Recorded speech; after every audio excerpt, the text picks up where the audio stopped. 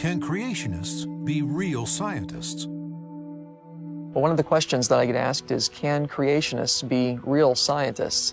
And that's something that I take rather personally as a creationist and as a scientist. Yes, of course, creationists can be scientists. And many of the scientists of the past have been creationists, and even in the present.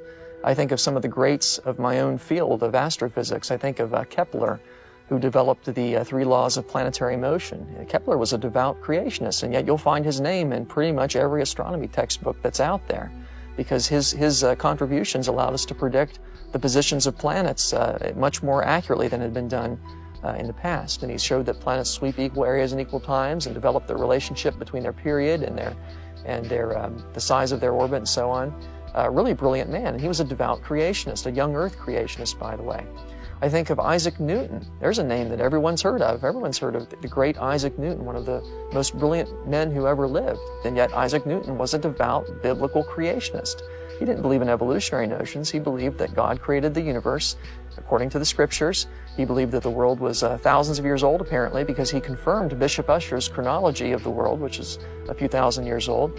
And yet Isak Njutn was one of the greatest scientists that ever lived. He developed the laws of gravity and motion, and he formulated those laws and applied them to outer space, and was able to realize that planets orbit because of gravity and describe the nature of their orbits. He was able to prove Kepler's laws. Kepler had come along before Newton. And Isak Njutn he formulated the laws of gravity and motion and applied those to space, basically developed the entire field of celestial mechanics. Brilliant mind. Newton was able to figure out what causes the little purple rainbow and when we look through a refracting telescope, and he designed a solution, the reflecting telescope, that gets rid of that. Newton developed the entire field of optics, co-discovered calculus.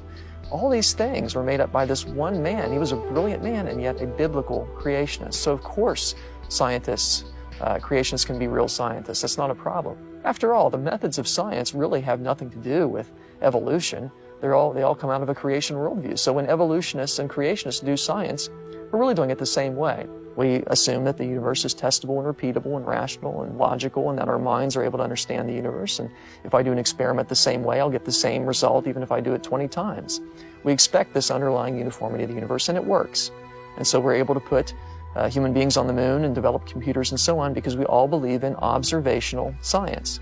When we talk about the past, we've left operational science, and we're talking about origin science, and that's where you attempt to answer a history question using methods of science. And there's nothing wrong with that, but ultimately a history question would be better answered by consulting a history book. If I wanted to find out how long George Washington lived, the best way to do it would not be to take one of his buttons and radiometrically date it. The best way to do it would be to look it up in a history book.